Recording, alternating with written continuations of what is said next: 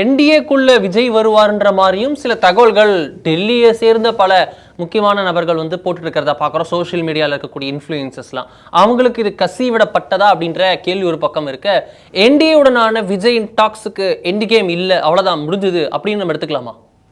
எடுத்துக்கலாம். ஸோ காங்கிரஸோட லாபி அந்த பேச ஆரம்பிச்சது, செங்கோட்டையன் போய் சேர்ந்தது, இதன் மூலம் வந்து ஏடிஎம்கேவுடனான சேனல்ஸ், பிஜேபியுடனான சேனல்ஸை க்ளோஸ் செய்திருக்கிறார் விஜய். அதுவும் எடுத்துக்கலாம். Yes, correct. ஆனா ஒண்ணு உண்டு. ஆனா ஜனவரி வரைக்குமே அந்த பஃபர் ஜோன் இருக்குல்ல, எப்ப வேணா விஜய் என்டிஏக்குள்ள வரலான்றதும் ஒரு ஆப்ஷன் இருக்கா, இல்ல ஃபுல்லா ரூல் அவுட் பண்ணி? அதை நேற்று ஆதவ் அர்ஜுனா தனியார் தொலைக்காட்சியில் பேசும்பொழுது குறிப்பிட்டு விட்டார். திமுக தான் எங்களுக்கு எதிரி என்று. அதுதான் பிஜேபி சொல்றாங்க.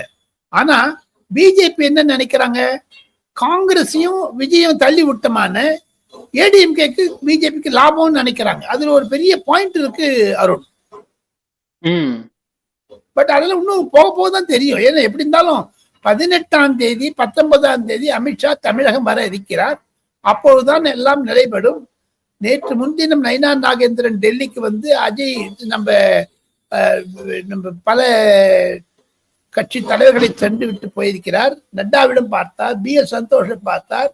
ஆர்கனைசேஷன் இஷ்யூக்காக பேச கூப்பிட்டாங்க. அதை தவிர ஜெயபாண்டா அவர் ரிப்போர்ட் கொடுத்திருக்காரு. இதையெல்லாம் வைத்துக் கொண்டு பார்த்தால் பொங்கலும் பொழுது தைப்பொங்கல் பொங்கலா இருக்குன்னு நினைக்கிறேன்.